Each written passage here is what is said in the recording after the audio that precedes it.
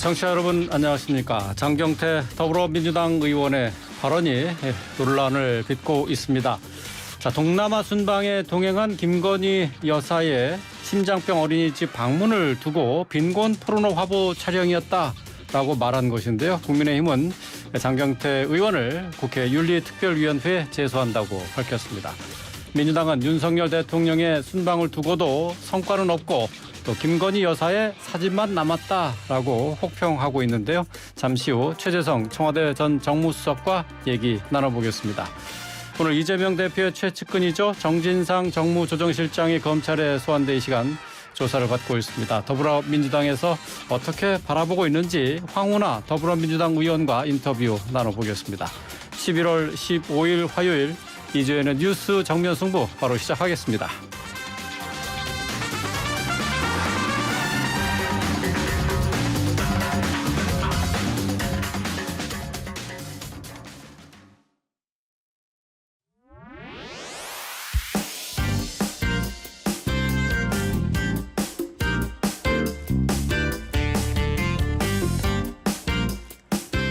네, YTN 라디오 이주연의 뉴스 정면 승부 1부 오늘의 주요 뉴스 정리하는 뉴스 인앤아웃으로 시작하겠습니다. 오늘의 주요 뉴스 깔끔하게 정리해드리는 김영민 아나운서 나오셨습니다. 안녕하세요. 네, 안녕하세요. 네, 오늘의 주요 뉴스 의미 배경 살펴봅니다. 이승윤 기자 함께합니다. 네, 안녕하십니까. 예. 자, 오늘 이제 정진상 이재명 대표의 정무실장 오늘 검찰에 소환돼서 지금 조사를 받고 있는데요. 피의자 신분으로 소환돼서 조사를 받고 있는 거죠? 네, 그렇습니다. 이재명 대표의 최측근으로 꼽히는 정진상 정무조정실장, 오늘 서울중앙지검 반부패 수사 1부가 정 실장을 소환해서 아직 조사 중입니다. 먼저 어떤 혐의를 받고 있는지 보면 크게 네 가지거든요. 먼저 정 실장이 2013년부터 2020년 사이 성남시 정책비서관 또 경기도 정책실장으로 재직하면서 유동규 전 성남도시개발공사 기획본부장 등 이른바 대장동 일당에게 각종 청탁 명목으로 1억 4천만 원 상당의 금품을 수수한 혐의를 받고 있습니다. 네. 또 위례 사업을 앞두고 개발 정보를 업자들에게 미리 알려줬다는 부패방지법 위반 혐의, 대장동 사업 특혜 제공 대가로 약 428억 원을 나눠 갖기로 약속한 부정처사 후술의 혐의, 유 전 본부장에게 압수수색 당일 휴대전화를 버리라고 지시한 증거인멸 교사 혐의까지 받고 있습니다. 정진상 실장은 혐의를 적극 부인하고 있는 것으로 알려지고 있죠. 어떻게 보고 계신지 먼저 뉴스인 해주세요. 네, 일단 유 전 본부장 진술에만 근거한 의혹이니까 일단 물증이 없다 이렇게 반박을 하면서 혐의를 전면 부인하고 있는데 네. 일단 이 대표와의 관계도 성남시에서 자신은 6급 그리고 경기도에서는 5급 별정직으로 일한 보좌진 중에 한 명이다. 그래서 정치적 공동체라고 보긴 좀 맞지 않는다 이렇게 주장을 했습니다. 네. 반면에 근데 정 실장이 이 대표를 보좌한 게 몇 년일까요? 20년 이상 됩니다. 그리고 정책개발이나 이행, 추진 등의 업무를 총괄해 왔었고 이 대표 역시 이제 자신한테 올라오는 결제 문서나 보고서를 좀 믿을 수 있는 사람한테 검토를 거치게 했는데 그게 바로 이제 정 실장이었다는 게 검찰 입장이고요. 네. 이렇게 오랜 세월 사실상 같이 이제 움직인 만큼 공동 운명체냐 아니냐 이걸 놓고 이제 좀 논란이 약간 있는 거고요. 특히 이제 위례 신도시나 이 대장동 개발 사업이 2010년에 이 성남시장에 당선된 이 대표의 핵심 공약 중에 핵심이었습니다. 그렇죠. 특히 이제 이 재선을 하려면은 반드시 공약이 이제 나와야 되고 이에 따른 주민들 이익도 나와야 되니까 결국 이제 이 재선을 하려면은 공약을 실천해야 되고 그리고 네. 민간업자 입장에서는 이제 이 재선이 돼야지 또 이 사업이 무리 없이 갈 수 있는 거죠. 그러니까 그런 부분을 감안할 때 이렇게 열심히 부인하고 있지만은 결국 외부적인 어떤 그런 지금까지의 상황을 볼 때 이 정 실장한테 이렇게 혐의가 몰리는 건 좀 어쩔 수 없는 것으로 보입니다. 일단은 모두가 주목하고 있는 건 이렇게 최측근들의 조사로 결국 이재명 대표를 수사하느냐 이 부분인 것 같은데 지금 검찰이 오늘 조사에서 이 대표가 이를 인지하거나 개입했는지 여부 등도 조사할 것으로 알려졌습니다. 결국은 이제 수사의 칼끝이 이 대표를 향하고 있다고 봐야겠죠. 그렇죠. 검찰이 사실 정 실장한테서 유의미한 진술이 나올 걸 기대하지는 않을 걸로 보입니다.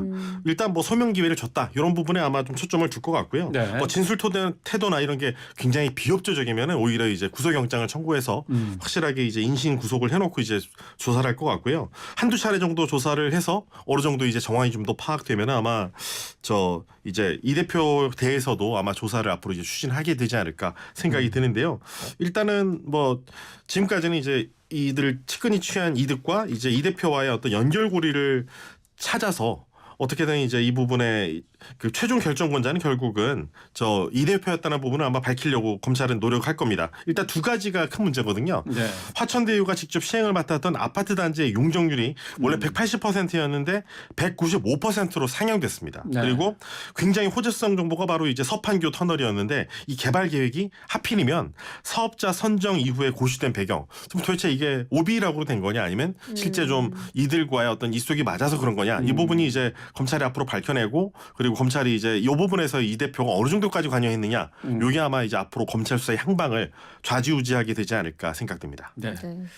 자, 민주당은 정진상 실장의 검찰 소환 조사에 대해서 반발하고 있는데요. 정진상 실장은 뭐 조사 받기 전에 검찰의 지금까지의 조사 내용에 대해서 허구다라고 얘기를 했고 이재명 대표도 검찰의 허무맹랑한 조작 조사다라고도 했는데 말이죠. 민주당의 반응 그리고 움직임 어떻게 나타나고 있습니까? 네, 민주당 굉장히 뒤숭숭한 분위기입니다. 어제 민주당이 대검찰청을 항의 방문하기도 했죠.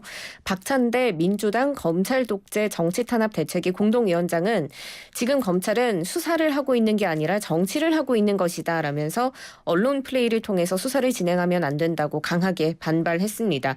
민주당의 전체적인 기류는 이번 수사를 검찰 측이 결론을 내놓고 진술을 끼워 맞추는 전형적인 조작 수사라고 비판을 하고 있는데 다만 민주당 내에서도 당이 이재명 대표 개인의 사법 리스크를 당 차원에서 대응하는 게 올바른 것인가 좀 과잉이다라는 목소리도 있거든요. 이 대표의 사법 리스크 민주당이 적극적으로 반발하고 대응하는 게 맞다고 보십니까? 일단 민주당이 지금 사실 이것만으로 끝난 게 아니거든요. 지금 정진상 당대표실 정무조정위원 실장하고 김용 민주연구원 이 부원장 수사를 맡은 지금 엄희준 강백신 부장검사를 피의사실 공표 혐의로 지금 고위공직자 범죄수사처에 고발한 상태입니다. 네. 이 민주당이 이렇게 검사들을 고발한 거는 이 수사팀을 흔들려는 의도 아니냐 이런 지금 얘기가 나오고 있는데 네. 일단은 거대 정당이 이렇게 검사들을 고발하는 게 사실은 수사 중립성에 대한 이 국민 생각에 나쁜 영향을 미칠 수 있다고 검찰 측에서 일단 지금 반발하고 있는 상황이고요. 네. 근데 일단 국민 입장에서 볼 때는 일단 지금 공당의 대표 아닙니까? 그래서 사법 리스크라는 게 분명히 있었다는 걸 알면서도 어쨌든 이제 당에서 대표로 뽑아줬고 결국은 털고 넘어가야 될 부분이라면은 저는 수사를 방해하기보다는 수사를 일단 최대한 이제 협조적으로 일단 하고 그래서 명명백백하게 이제 무죄가 밝혀지면은 그때는 당당하게 목소리를 키워도 되는 건데 일단 수사를 계속 방해해놓고 난 다음에 이제 이 수사 결과가 뭐 정치적이었다는 이런 식으로 얘기하는 거는 앞뒤가 안 맞는 것 같아요. 그래서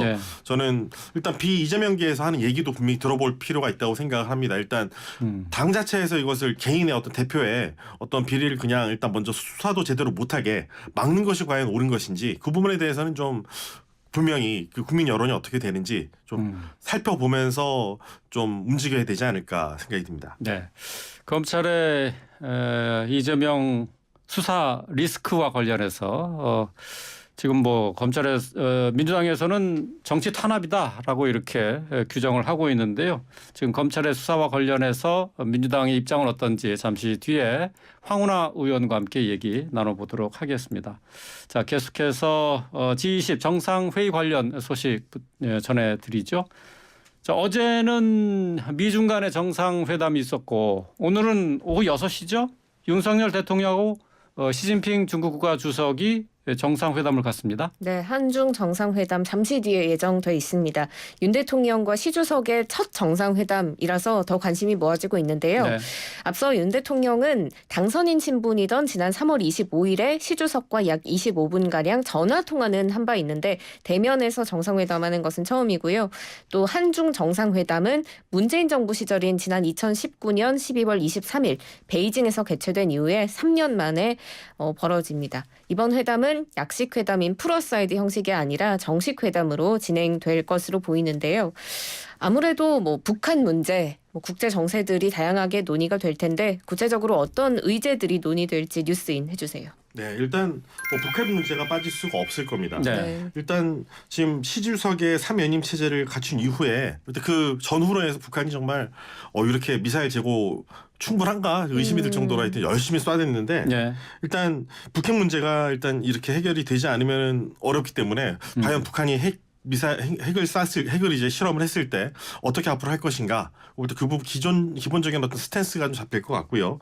일단 우크라이나 전쟁이나 아니면은 타이완 문제처럼 또 이 북핵 문제에 영향을 줄 수 있는 이슈가 양국 간에 또 끼어 있습니다. 그래서 그 부분 관련해서 기본적인 아마 스탠스를 좀 이번에 어느 정도 확정 짓지 않을까 생각이 들고요. 네. 올해가 특히 이제 한중 수교 30주년입니다. 양국이 사실 뭐 무린 미국의 동맹국이고 중국은 이제 반미의 어떤 좀 가장 앞에 서 있는 그런 국가긴 하지만은 워낙 가까운 나라고 경제적으로 뗄래야 뗄 수 없는 그런 관계입니다. 그래서 앞으로 양국 간 관계 이제 발전 방안 그리고 뭐 지역이나 이제 국제 정세 관련해서 앞으로 상호 관심사를 나누는 게 아마 표면적인 이슈가 될 텐데 일단 핵심적으로는 아마 주한미군 뭐 사드 이 삼불 이란 문제나 아니면 우리나라의 이 칩4 반도체 협의차 문제도 아마 넌지시 얘기가 되지 않을까 싶고 아마 시진핑 주석이 이 관련해서 약간은 좀 불편한 기색을 내세면서 네. 이제 한반도의 어떤 특별한 상황을 좀 고려하라 이런 식으로 예전에 하던 것처럼 아마 좀 우리 측에 약간 압박을 가해올 가능성이 있고요. 그리고 우리 측에서는 아마 이제 중국 견제를 위한 한미일 3국 협력에 동참은 하지만 이 중국과의 아주 특수한 관계를 잘 고려해서 우리가 이 좋은 이웃으로서의 어떤 관계를 최대한 유지하겠다는 어떤 그런 외교적인 스탠스가 나올 겁니다. 하지만 항상 이럴 경우에 보통 이 다자 외교 상황에서 한중 정상회담이 이렇게 열리는 거거든요. 이런 경우는 심도 깊게 논의가 되지는 않습니다. 왜냐하면 기본적으로 큰 이슈 중에서 이제 우리가 보통 이 중간에 이제 그 사이드로 같이 열리는 행사이기 때문에 여기서는 아예 집중해서 이제 우리가 이 얘기만 하는 게 아니라 다른 한일과의 또 관계에도 고려해서 이 정상회담이 연쇄적으로 이루어지는 것이기 때문에 여기서는 아마 이제 서로의 기조를 어느 정도 탐색해보고 서로의 공통분모를 찾는 그런 노력이 이어질 것 같습니다. 네. 그런데 사실 앞서 윤 대통령이 한미일 정상회담을 모두 가졌지 않습니까? 그러면서 지금 한미일 연계가 또 푸놈펜 성명을 채택하기도 한 만큼 더 단단해지는 그런 모습이었는데요. 그래서 한국과 중국이 이번 정상회담 통해서 어떻게 관계를 설정할지 또 주목해볼 만한 점인 것 같습니다. 아무래도 한중 관계가 조금은 경색돼 있다고 볼 수 있을 것 같은데 이번 계기로 좀 더 긴밀해질 수 있을까요? 뭐 일단 결론만 말씀드리면 이번 계기로 해서 이제 우리가 아마 좀 중국과의 어떤 관계가 친밀해질 수 있는 부분은 어떤 면 하나입니다. 일단 시진핑 주석이 이번에 그 한국을 방문해야 되는 차례거든요. 그래서 한국을 이제 과연 방문해서 한중 간의 앞으로 이제 관계 발전을 위해서 어떤 이제 좀 비전을 이제 우리에게 제시할 것인가. 이 부분에 관련해서는 좀 긍정적인 메시지가 나올 수 있겠습니다. 그리고 이제 뭐 양쪽이 서로 이제 부담을 좀 느끼는 상황에서 일단 좀 조심스럽게 일단 상견례를 하는 성격으로 아마 저는 갈 거라 보이는데요. 하지만 이제 문제는 이번에 프놈펜 성동도 마찬가지고 중국 견제에 대해서 우리가 반중 연대에 지금 분명히 같이 들어가 있는 건 분명한 사실입니다. 그래서 그 부분 관련해서는 뭐 그건 부인할 수 없는 사실이기 때문에 앞으로도 이제 우리가 미 중간에 어떤 이런 반목이 계속 된다면은 우리는 일단 미국 동맹국으로서 어쩔 수 없이 특히 이제 미국에 수출하기 위해서는 중국을 배제해야지 이제 미국에 수출할 수 있는 입장에서 그 미국이나 유럽이라는 선진 시장을 놓치지 않기 위해서는 이 중국은 어느 정도 배제할 수밖에 없는 우리 입장을 최대한 설명하는 계기가 되지 않을까. 하지만 중국은 좀 이에 대해서 불편한 심기를 좀 어느 정도는 나타내지 않을까 좀 생각됩니다. 네. 지금까지 뭐 우리나라는 뭐 전략적 모호성이라는 외교 전략을 취해오지 않았습니까? 그만큼 어느 한쪽을 편들지는 않았었는데 이제 자유진영적으로 이제 한 발 더 다가서는 모습을 이번에 볼 수 있었는데 중국과 우리의 최대 교역국이죠. 중국과 이제 뭐 안보 문제 또 경제 문제 어떤 얘기가 나올지 6시에 시작이 되는데 뭐 관련 소식 또 들어오는 대로 또 전해드리도록 하죠. 자, 계속해서 이번에는 8시간 추가 연장 근로제와 관련된 이 얘기를 좀 해보겠습니다. 지금 주 52시간제가 시행 중에 있잖아요. 근데 이 적용 부담을 덜어주기 위해서 8시간 추가 연장 근로제가 시행 중인데 올해가 마지막이라고요? 네, 일몰제로 지금 시행이 되고 있기 때문에 올해까지만 적용이 되는 법안입니다. 8시간 추가 연장 근로제는 이 52시간제 적용이 되는데 그중에서도 30인 미만 사업장은 부담을 느낄 수가 있어서 한 주에 8시간까지 추가 연장 근로를 가능하게 하는 그런 제도인데요. 네. 올해 말까지 허용이 되고요. 이영 중소벤처기업부 장관이 오늘 영세 중소기업 소상공인 대표들과 간담회를 가졌는데 이 간담회에 참석한 사업장 대표들이 8시간 추가 연장 근로제 연장 필요성을 강조했습니다. 8시간 추가 연장 근로제는 갑작스러운 주문 등에 따른 인력 배치 대응에 매우 유용한 제도다라면서 구인난이 심하고 경제도 어려운데 8시간 추가 연장 근로제까지 종료되면 마땅한 대책이 없어서 심각한 상황에 처할 수 있다. 이렇게 호소한 건데요. 이영 장관도 8시간 추가 연장 근로제의 연장 필요성에 공감하는 모습을 보였는데 오늘 이승윤 기자께서 이거 취재해 오셨죠? 네, 뉴스에 맞습니다. 부탁드립니다. 이영 장관은 일단 업계가 처한 어려운 상황을 파악해서 이 8시간 추가 연장 근로 제도가 연장될 수 있도록 최선을 다하겠다 얘기했고요. 사실 이 장관 혼자서 이 얘기를 한 건 아닙니다. 그 같은 또 이 장관인데 노동부 고용노동부 이제 이정식 고용노동부 장관도 네. 지난 9일 날에 이 국회에서 앞으로 이제 이 근로기준법 개정안이 연내에 통과될 수 있도록 노력하겠다. 그리고 네. 이 개편을 논의 중이다 이렇게 얘기를 했었거든요. 그래서 지금 이렇게 왜 하느냐? 이유는 일단 두 가지입니다. 첫 번째는 52시간이라는 건 뭐냐면 말 그대로 52시간만 일하고 그 이상 할 거면 사람을 고용하라는 건데 지금 경기가 굉장히 안 좋잖아요. 그러니까 추가로 좀 인력을 고용할 여력이 지금 일단 중소상공인이나 중소기업이 없다는 문제가 하나 있고요. 두 번째는 지금 코로나가 이제 풀리면서 어쨌든 이태원 참사도 그 와중에 난 거거든요. 정말 많은 사람들이 요즘에 곳곳에 이제 몰리고 있습니다.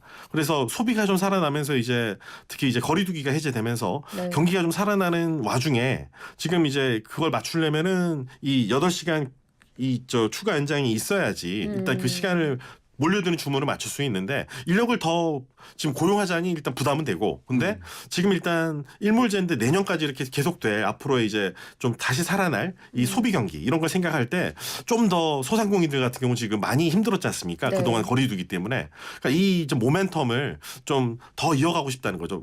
연말에 끝나고 내년 초부터 갑자기 이제 시행돼서 8시간을 더 이제 못 시키게 되면은 사람이 그렇다고 더 고용할 수는 없는 상황일 거고 그러면 이제 좀 더 우리가 살 수 있도록 조금만 더 연장해달라 이런 의미인데 저는 이런 현장의 목소리를 좀 경청을 정치권에서 할 필요가 있지 않나 생각이 듭니다. 그 연장 가능성이 높은가요? 일단 현재 지금 근로 관련해서 근로기준법 개정안이 2건이 결의가 돼 있습니다. 네. 그 국민의힘 추경호 의원 지금은 이제 부총리 겸 기획재정부 장관인데 그 추경호 장관이 이제 그 의원 시절에 이제 권명호 의원과 함께 내용을 발의한 게 이제 2건이 계류돼 있거든요. 네. 근데 문제는 국회가 지금 현재 여소야대 형국이고요. 아. 지금 이재명 대표에 대한 어떤 수사도 있고 그리고 지금 뭐 갖가지 이제 사안으로 여야가 전혀 지금 소통이 안 되고 지금 법안 통과하려면은 여야가 손발이 맞아야지 이제 통과가 될 텐데 지금 국회가 사실상 뭐 열려 있긴 하지만은 개점 휴업 상태고 극한 대립이 있기 때문에 이런 사실 사안에 지금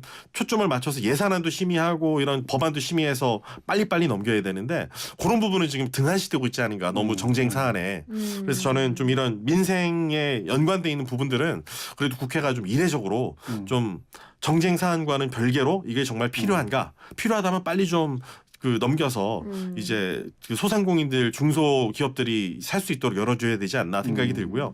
52시간 관리해서 정말 우리 국가 경쟁력에도 연관이 되는 부분입니다. 예를 들면은 KF21 보람에 제가 만들 때 갔었는데 그때도 이제 제가 물어봤어요 사장한테 카이 사장한테 이제 이번에 저 KF21 만드시면서 뭐가 제일 어렵나요? 뭐 초음속 기능을 만드는 게 어렵습니까? 아니면 뭐 스텔스 기능을 구현하는 게 어렵습니까? 물어보니까 52시간이요 그러더라고요. 그래서 왜 52시간이요? 그러니까 기술 아니 문제가 지금 아니네요. 그렇죠. 이거 공밀레라고 공돌이들을 공돌이를 하면 안 되죠. 엔지니어들을 보통 이제 몰아서 밤샘 시키면 이제 시간을 어떻게든 때워서 이제 그 시간 안에 약속된 국가와 약속된 시간 안에 이제 비행기를 전투기로 완성시킬 수 있는데 아니 52시간을 이제 R&D 이쪽 업계에서도 지켜야 되니까 저희들한테 막 이제 하소연을 하더라고요. 그래서 제발 R&D만이라도 52시간 예외 좀 시켜달라라고 이제 얘기를 듣고 저희가 야 이게 KF21의 가장 큰 적은 52시간이었구나. 근데 그만큼 시간이 촉박한 곳이 R&D뿐만 아닐 겁니다. 이 소상공인들이나 이 중소기업들도 마찬가지거든요. 특히 네. R&D를 많이 하는 이 중소기업들도 이런 입장을 이해해줘야 되니까 대기업들은 좀 그래도 여력이 있으니까 봐주더라도 소상공인들이나 아니면 좀 중소기업들에 대해서는 약간 좀 유예를 둬서 적응할 수 있는 기간을 좀 더 줬으면 하는 게 제가 노동부를 출입해봤고 지금 현재 경제 현안을 취재하는 기자로서 좀 호소드리고 싶은 말씀입니다. 네. 어제 뭐 보도도 봤습니다만은 윤석열 정부에서 발의한 법안이 지금까지 하나도 통과된 게 없다고 하던데 네. 이건 좀 예외로 될 수 있을까요? 좀 보겠습니다. 지금 어렵죠. 특히 추경호 장관이 지금 이제 발의한 거니까 더더욱 예. 또 상징성 있는 부분이라 아마 더더욱 야당에서 많이 극렬하게 반대하지 않을까 생각이 드는데 이 부분만은 좀 민생을 생각해서 어쨌든 지금 네. 얘기하고 있는 건 일몰제를 한다는 그렇습니다. 거잖아요. 네. 근데 이게 좀 근본적인 대책이 필요한 거 아니에요? 네, 사실은 언젠가는 없어지는 법안이기 때문에 한시적으로 잠깐 연장한다 하더라도 결국은 이제 다시 52시간제로 돌아와야 하거든요. 시장에서는 이게 일몰할 게 아니라 네. 오히려 제도화를 시켜서 네. 정착을 해야 한다 이런 목소리도 이렇더라고요. 있는데 흐름이 있습니다. 그러니까 예를 들어 최저임금은 계속 오르게 마련이고요. 최저임금 후퇴하지 않거든요. 그리고 나이처럼 저희가 나이를 먹을 뿐이지 나이가 저희가 어려지진 않는 것처럼 이 최저임금도 마찬가지고 동결은 할 수 있습니다. 아니면 천천히 조금 올릴 수 있지만은 저럴 때 오르지는 낮춰지지 않는 않는다. 것처럼 네. 52시간도 마찬가지예요. 저희가 68시간에서 점점 이제 선진국으로 우리 나아가면서 이 시간이 근로시간이 계속 줄어들게 돼 있거든요. 뭐 독일처럼 40시간으로 언젠가 우리도 가겠죠. 근데 그 과정에서 이거를 물론 말씀하신 것처럼 저는 이걸 스탠스틸 중간에 중단을 시켜놓고 좀 이제 동결을 시켜놓고 우리가 좀 천천히 이걸 가는 방안도 있어요. 그런 얘기가 나오고 있는 건데 그게 이제 어느 속도로 맞출지 좀 더 사회적 합의가 필요하고 논의가 좀 간절한 시점인 것 같습니다. 네. 자, 52시간 근로제 뭐 이것 때문에 8시간 추가 연장 근로제가 이제 일몰제로 일시 도입이 되는데 이게 연장될 것이냐? 지금 현재 상황으로는 좀 그렇게 긍정적이진 않은 것 같다. 그런 얘기가 될 것 같습니다. 바이든 대통령이 어제 한미 정상회담에서 한국 기업이 배터리 등 미국 경제에 큰 기여를 한다라고 얘기를 했는데 말이죠. 이승윤 기자 어제 전기 자동차 필수품인 2차 전지를 두고 정부와 배터리 업계가 원팀을 구축한다라는 취재를 했던데요. 그 얘기 잠깐 좀 듣고 마무리할까요? 네, 일단 우리나라가 굉장히 이제 이 배터리 관련해서는 정말 잘 나가는 나라입니다. 그래서 반도체는 오늘도 제가 이제 10월 그 수출입 동향을 썼는데 반도체는 감소했는데 배터리나 이런 부분은 자동차 부품은 잘 나갑니다. 그만큼 이제 전 세계에서 저도 이번에 대구에 최근에 이제 그 미래 모빌리티 엑스포를 갔다 왔는데 이제 전기 자동차는 핵심이 됐습니다. 이제 필수예요. 이제 갈 길이고 그렇죠. 그것도 예. 주 52시간처럼 그냥 결국은 이제 정해진 길이죠. 내연 기관은 이제 끝났고 이제 전기차로 나아가는 건데 언제 이거를 우리가 다 바꿀 거냐 그 문제만 남았거든요. 근데 이제 앞으로 그 쌀이라 그러죠.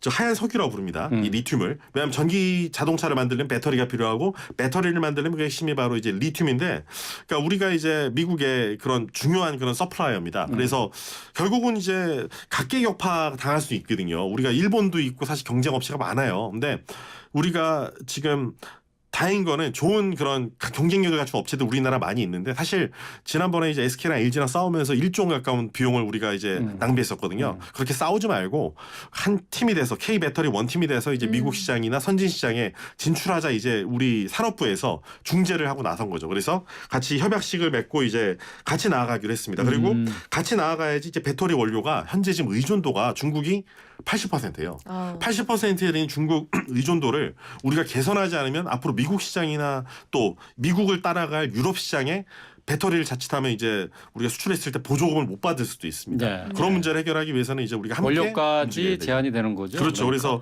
우리가 앞으로 원료 제한 문제를 중국에만 의존하지 않고 이제 여러 곳에 이제 우리가 다분화를 시켜야 되거든요. 예를 들면 포스코 같은 경우는 지금 저 안데스 산맥에 해발 4,000m 고지에 있는 리튬 이 염호에서 지금 하는데 왜 그렇게 어려운 곳에 숨쉬기도 힘든 곳에서 4,000m 리튬을 하냐? 넘는 곳에. 정말 숨쉬기도 힘들래요. 그래서 가면은 막 다 고산병이 기본적으로 걸린다 그러는데 그런 어려운 지대에서도 계속 생산하는 이유는 이 리튬의 어떤 수입을 다변화하기 위해서입니다. 그래서 그렇군요.